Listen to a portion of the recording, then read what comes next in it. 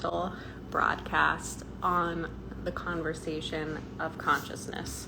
So I guess it's a conversation about consciousness and also a conversation about the conversation.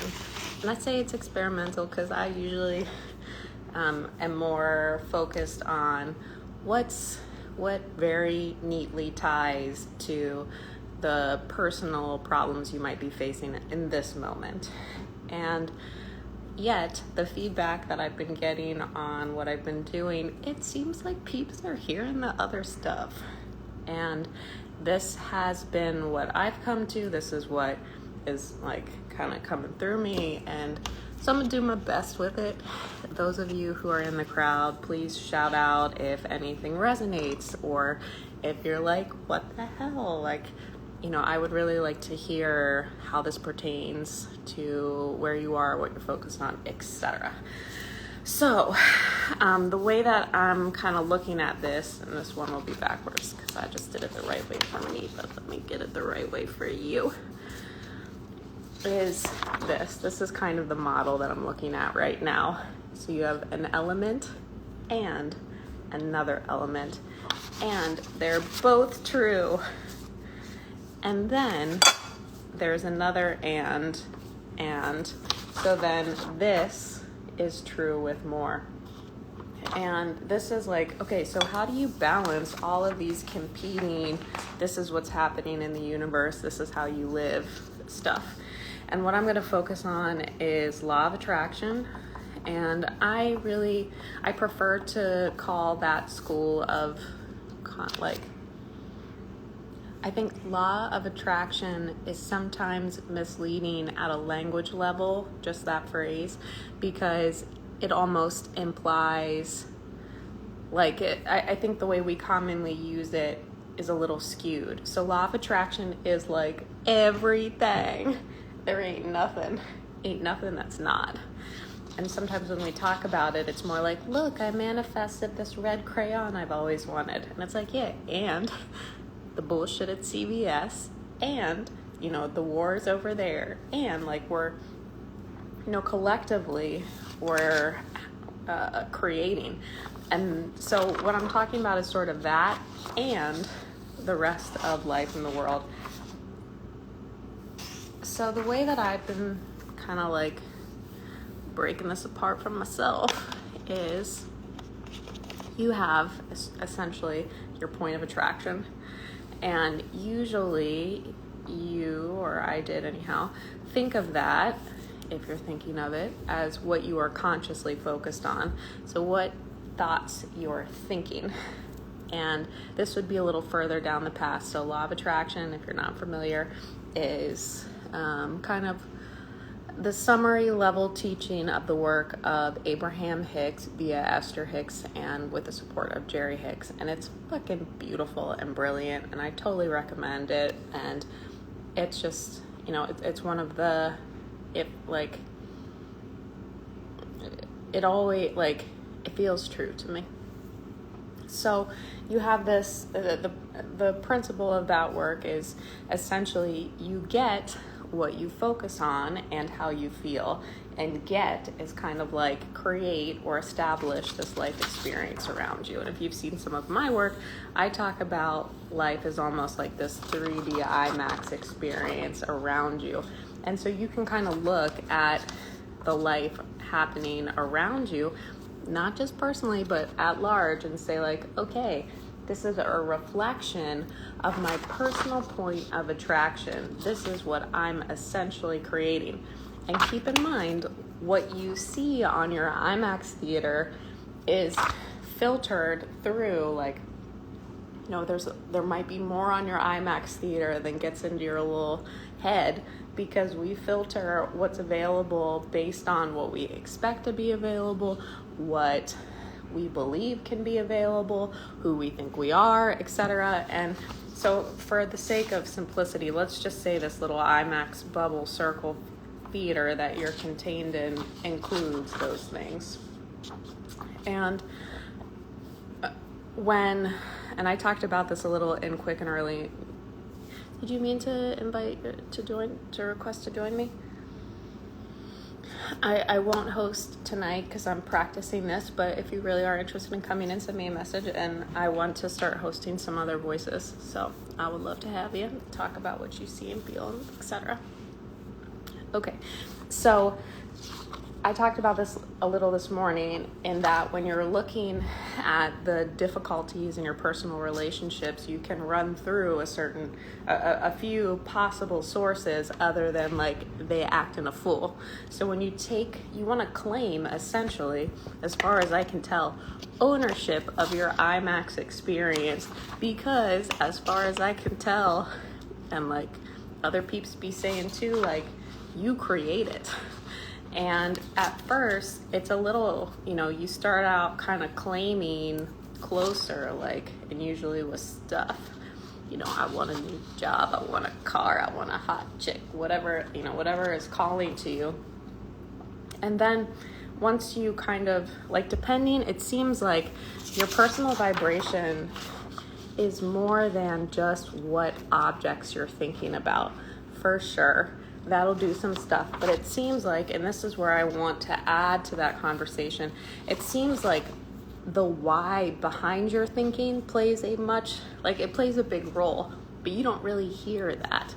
For example, if I want to have, a gift card or shopping spree at Sephora, it might not just be that I want it. It might be that I think that I need it so that I look a certain way, so that I'm lovable, so that these things are available to me. And so what I'm actually broadcasting is not just a gift card from Sephora. It is put things on my IMAX theater that reinforce that I'm not good enough as I am. And so, hey Isaac. So what I'm talking about today is kind of my riff on, this is more experimental in nature. I don't usually talk about this stuff on this channel, but kind of like how I take, essentially some of these competing spiritual approaches like shadow work and law of attraction and make them sense.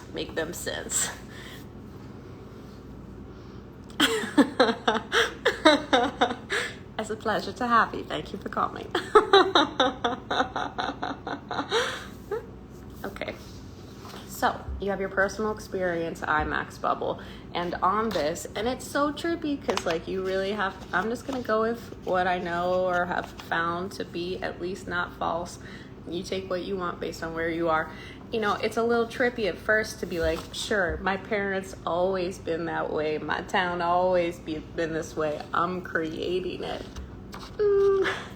So it might not necessarily be that you've brought them forth into being, although we don't necessarily know that you haven't. It's more like right now they match, you're on that radio station, or else you wouldn't be having that experience. And one way you can tell that it's personal is pick a college campus or an airport. Two people, two mindsets, two completely different experiences. And I have experimented with this in my own life because I really thought that I was doing something wrong by being sunny side up. And it's not that I was doing something wrong. It's just that I needed, as part of that, or ultimately found that I needed to become or allow myself to become aware of parts of myself that were also affecting my point of attraction. So your point of attraction essentially is like that radio station. And so that's kind of a Abraham Hicks way to describe it. And it's like, what are you tuned to? And what I'm saying is that, sure, we have things that we're tuned to consciously. I'm focusing on creating, this cool trapper keeper that I want somebody to send me, or I'm focused on bringing these things. But there are other levels and layers to what you're broadcasting that might even inspire and influence the level that you're conscious of. So let's say, going back to the Sephora gift card example, I said that you could consciously have an idea that's like, I'm going to bring this into being, I'm going to attract a sweepstake card. But you may also have a belief below that you need that stuff so that you're good enough for somebody to love you. So on your IMAX theater, you might receive the gift card, but the underlying issue wouldn't be addressed. And so how you actually feel likely wouldn't change. And so this is kind of how I've come to see like how shadow work and law of attraction come together, because it's like neither of them are like, you never hear Abraham tell people to go do the shadow work. And yet, if you're only applying those principles, like focusing on what you want, it does seem like you're still, like there are things that influence it. And unless you open your awareness to become curious about that and include that in your desiring or include that in your ask, you don't know to ask for stuff, until you've seen it. You wouldn't know to ask for assistance in cleaning off the porch if you didn't know the porch was dirty, or even that you had a porch. And also, this is how I kind of see that I think of ourselves like Russian dolls. So you have the Russian doll on the ground, Shaylee, what I'm conscious of being, or mostly conscious of being, and then that energy body, that point of attraction, is contained in larger and larger and larger ones. And it seems like, that it's you can't, in truth, you can't say shit, but I'm gonna try my best to at least say what's not true, so that if you're clinging to any of those ideas, you can let them go. So it seems like, and this would be part of the and as well, you have something like law of attraction, which says like you can create anything out of anything. And it's like, well, yeah. And also the body of humanity is going through an evolution of coming to know itself, which kind of influences what's available and the experiences you can have. And yet, like I was saying at the airport, you can have your own experience at the airport. You don't have to feel or think or focus on what the person next to you is, but there's still it's still the same airport. And yes, you can be shifted to different parts of it. Maybe you're in the terminal that's not having construction, but etc. There's my point is that there is a larger body asking for things of which your smaller body is asking. And with desire, and I've spent some time real curious about this, is it me that desires it? Is it life that desires it? Is it the marketing that's conditioned me to desire it? And it seems like it's all kind of true, and yet pure desire really is for the good of all. And also it would come from a place of wholeness, rather than like the Sephora gift card where you're coming to repair or make whole in the idea that it would make you feel some type of way, make you feel better or worthy, etc. So it seems like when we're looking at how to take all this stuff into action, there are these underlying elements, not necessarily to dig into, don't go rub your nose in it. You can. I did.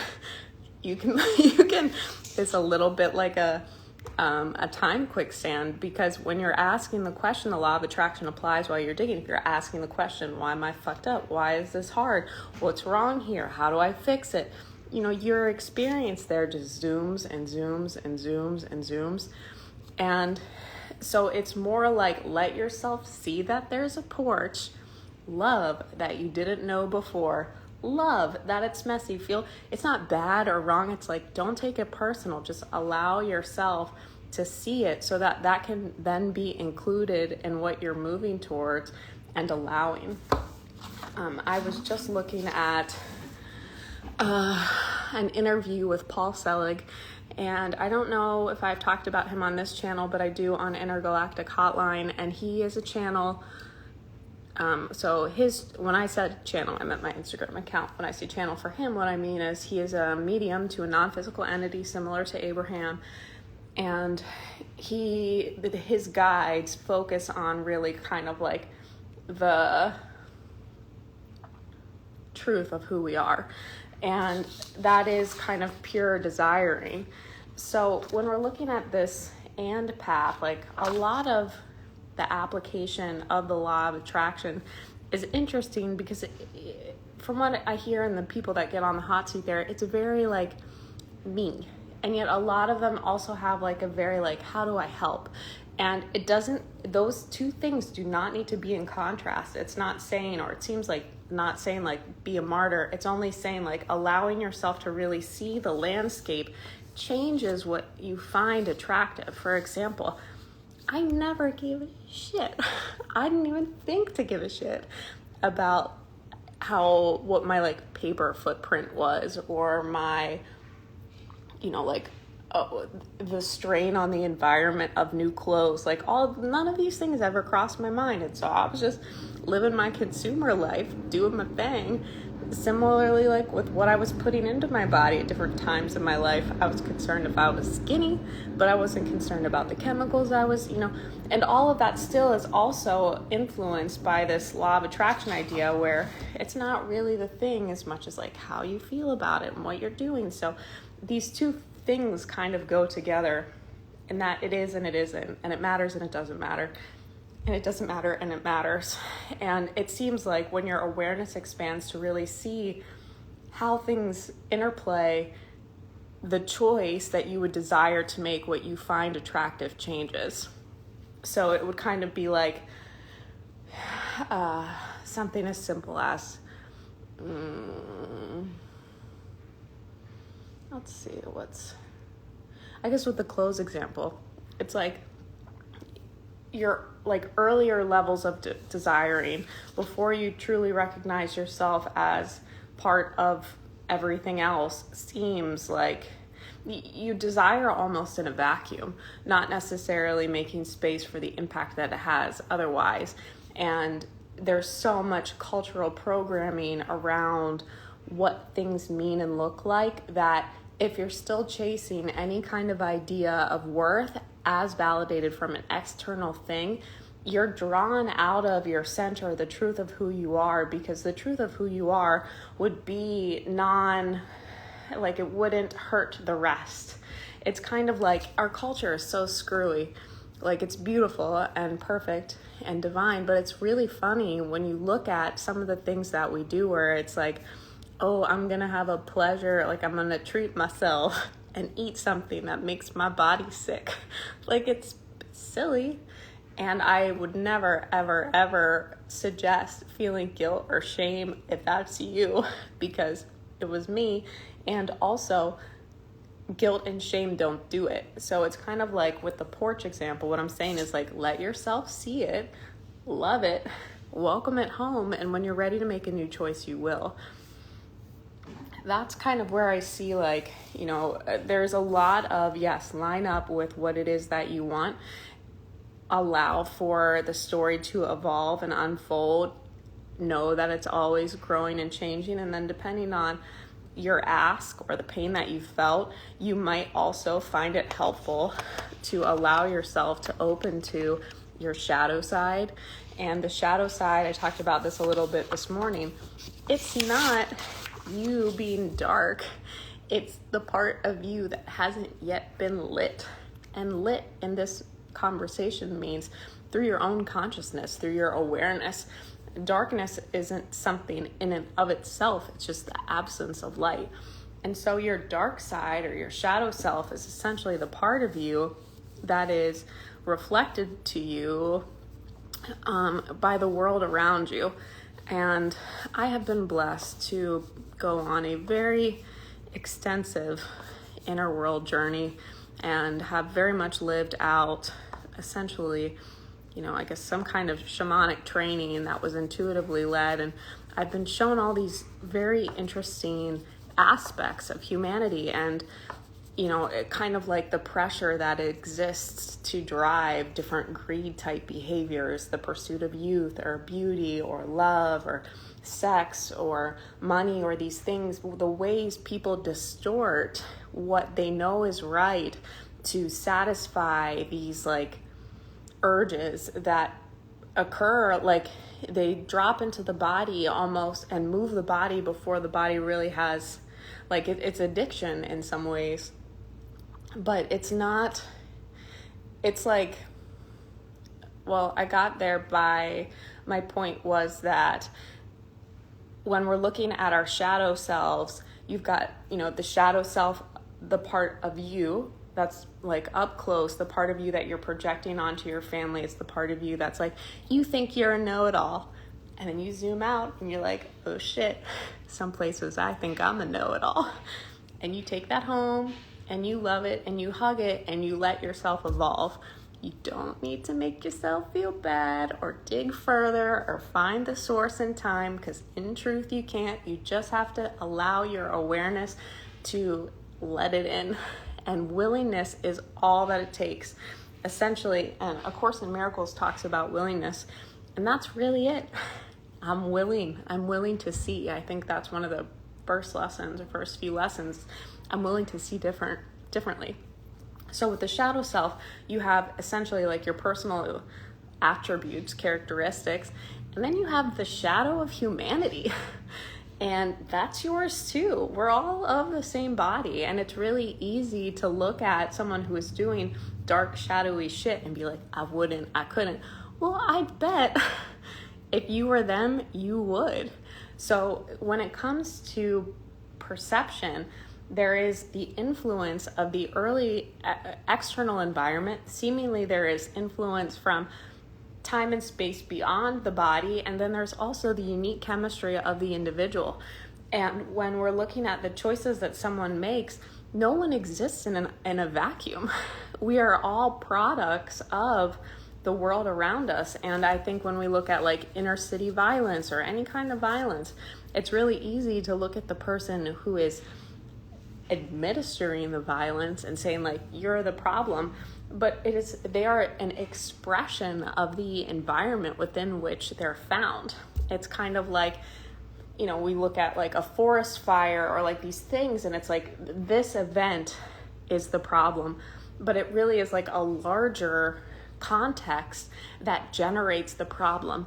But the context is so large and so difficult to comprehend. We often just keep it to what our brains can like digest, which is the thing we can like call by name and point a finger to and act like there is a solution that's quick and like almost pill-like. So when we're looking at our shadow, and this, I went back and forth. Well, not really back and forth. I heard from some of my, my mystical friends while I was doing this, like, don't. And I will admit, I dove in a little, I got emotionally involved, which I wouldn't recommend doing. And emotionally involved, I took it personally in a way that I thought that I knew that was wrong and it shouldn't be that way.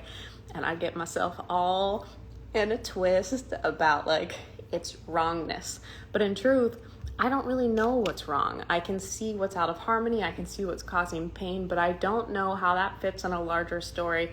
And when I separate myself from that experience in a way that I say, I know what this is, and I know that it's wrong and bad, I actually come out of my personal power and truth, and I can't do shit about it. So I said this the other day in a broadcast. I don't think I put it out, but the way that I'm attempting to address what I perceive to be opportunities in the world, or the way that I'm letting life address them through me, is by choosing to be in a high state. And I can't be in a high state if I'm sitting on my high pony saying like, this wrong, you bad, that bad. Like, I can't. I don't receive inspiration there. The choices that I make are very limited. I don't have access to the same vitality. Physiologically, I can make myself real sick. So, which is to say, when we're looking at our role as a creator, you have your personal IMAX experience. And what I said earlier was that, it also includes all of the world. And I spent a bunch of time on this because I was like, am I creating a problem because I'm not willing to live happily ever after? Do I just want things to be bad or wrong? Did I project this? Is this my shit? I put it on the wall. And when I really sat with it, you can see sort of the imbalance in a lot of things. And yet that's only one side of the coin. There's also a lot of beauty. So that's all to say, that there's a shadow side to humanity at large that you don't need to dwell on or get yourself all in a tizzy about. But it seems helpful, to allow that to allow, you don't want to feed anything you give your attention to. I think of attention like coins, and you have all these different banks of what you could invest in and create. And if you're putting piggy banks in the bad guy piggy bank, you're adding to like the energy that is collectively creating that. And again, what I was saying with like the bad guys thing, it's like, is and isn't. So, I don't put any coins there anymore, really. 99% of them are in the new world. And I guess what I'm saying is like, maybe this is the long way about it. Maybe inspiration would be handed out individually and achieve the same aim, which is possible and makes sense. But I guess what I'm saying, let's see if I can tie how that fits.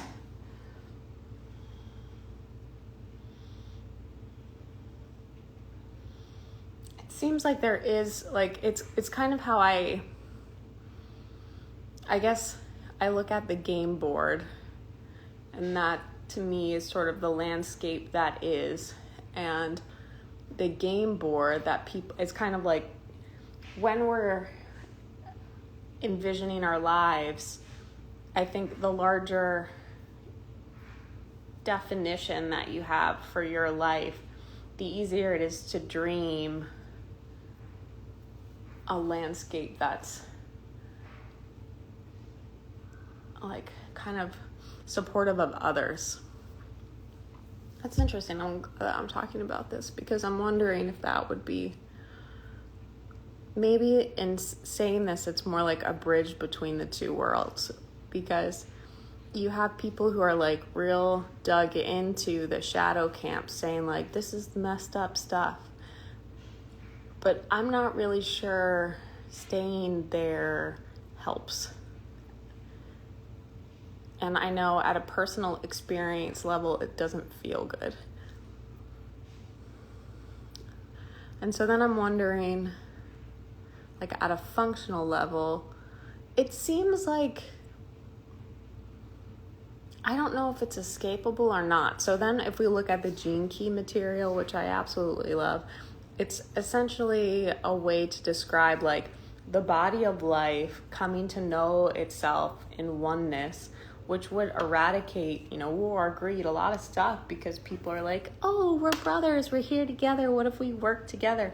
Versus like all of the lower level contention. So it might be possible that just raising your personal, I don't know, if you're raising your personal point of attraction, if that would be enough, that might be enough to lift the grid. That's interesting.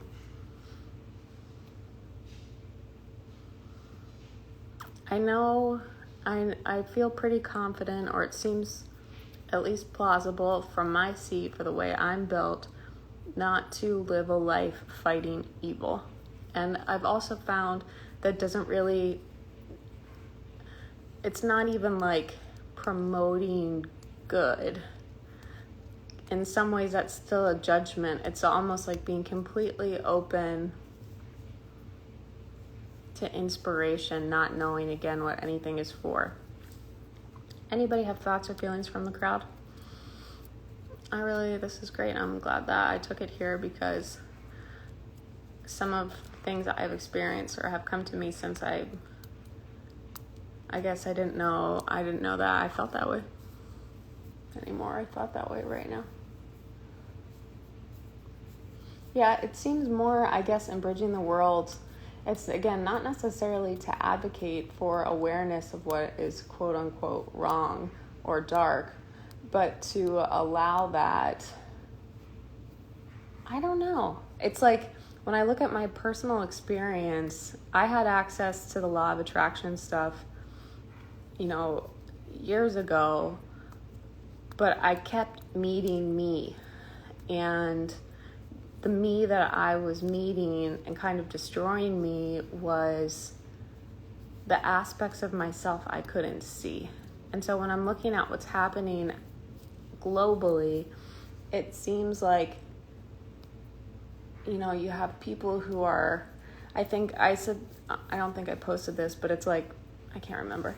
You know, you have this ship of humanity, and then you have people who are on the deck of the ship being like, woo, this is so fun. I'm in Turks and Caicos, like, you know, Mai Tais. And then you have the people who are like suffering. And yet, like, if we're all, it's kind of like, you gotta see everybody. It's like, it's not about you.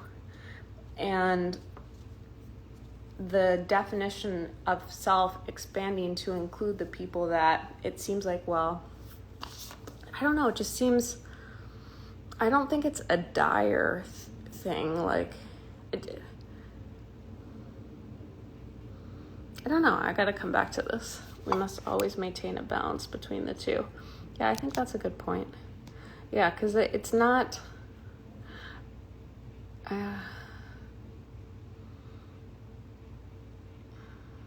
yeah, I can hear that. I see revealing things like that hospitals have really shitty food in their cafeterias is like shining a spotlight on something that is sort of backwards and doesn't make sense, if that is something along the lines you're talking about. Thanks, Isaac. That's a really concrete example. Yes, that's kind of like what I was saying with, yeah, I can't remember but yes, it's like all the stuff people put in cosmetics to put on their face or their hair also has the same like counterproductive thing. Or like, so with spotlighting the food in hospitals, it's really strange, right? That, you know, like, why? So I guess what I'm looking at is, what would be a functional way to take what is like, it's like, I don't think that there's any space for shaming, but I keep getting the message about calling things by name. Like, you have to say what's happening. So that might be what you're talking about, Isaac, where it's like pointing to it almost neutrally and as like it's a fact. Like, hey, like, you know, you got something in your teeth. Like, it's not a character statement. It's just acknowledgement of what is. But yes, I think that's a great example, and that's so pervasive throughout our culture, where there are these things. Oh, I was saying about cheat meals. Hey, Randy, like, there are things that are presented that it's like, wait, that's not what it's supposed to be. And to me, like, on my path, I continued to experience suffering until I was able to really look at all the inputs and outputs and see like, oh, that's not what it seems. So maybe this is Isaac, are you available to jump in this? I only want to go maybe another 10-ish minutes, or we can do another one. Send me your availability and we can look at a time I want to start hosting. It's like I want, Isaac, like you're saying, like I want to call out those things, but not to make it about the thing. And that's kind of where I'm looking for how to blend, where you take your focus, things grow, and yet you have to see what is to allow them to change. So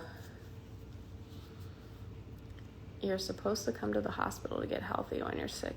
These things don't contribute to your overall health, but if your health is your mental well-being. Even at the mental well-being, though, they don't really contribute. You know, I had a frozen pizza I had a frozen pizza from Whole Foods the other day that was like, you know, super clean, and I don't usually eat dairy or gluten. And my brain was on fire the next day. I was like, oh, I like hurt. And yet you can't see the impact of things like that until you have a reference point. So, yeah, like you mentioned earlier, sometimes we eat things thinking it's a reward, but it's just self-sabotage. Yeah, it's a really interesting, and it's kind of a bubble burster. Isaac, you were around when my bubble burst. I didn't handle it very gracefully. I was like, fuck this. Because I didn't know what would be next. Because I really wanted to, it's kind of like getting ready to go to a party and then,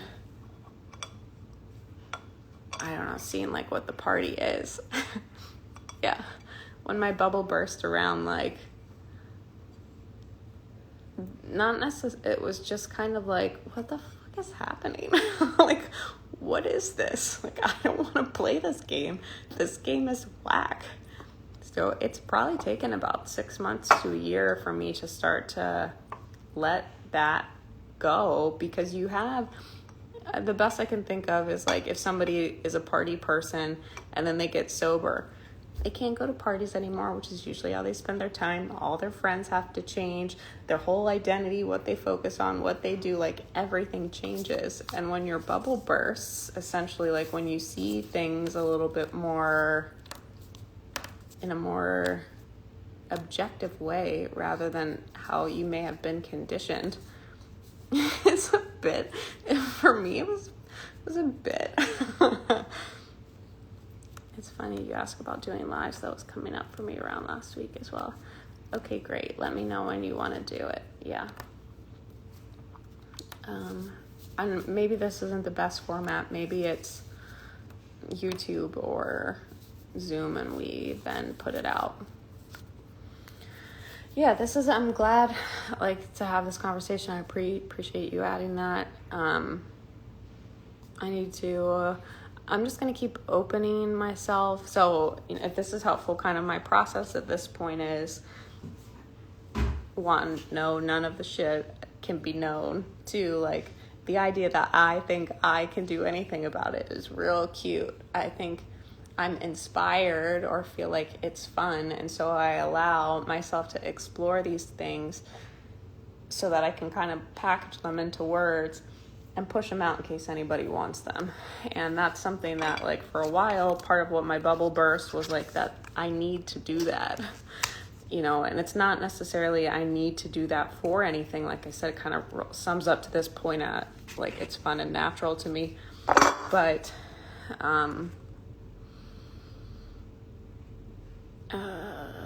I say, like, I noticed that, like I was talking about Paul Selig and the work of, Abraham Hicks and A Course in Miracles. And, there's been so much material that has helped me get out of who I thought I needed to be, helped remind me who I am. And so I allow myself, and also because if I don't, my whole life kind of shuts down. So I allow myself to talk about and explore these things. And I tell you that because, it's not like before I probably would have pulled all my stuff and been like, okay, now let's figure this out. Now I let it be fun. I let it be easy. I let stuff come to me. I make space to feel stuff. If things aren't moving in a way that's, it really makes a difference. If the nose of my plane is pointed down, this is bad or wrong. Or if the nose of my plane is pointed up, great, we're going somewhere.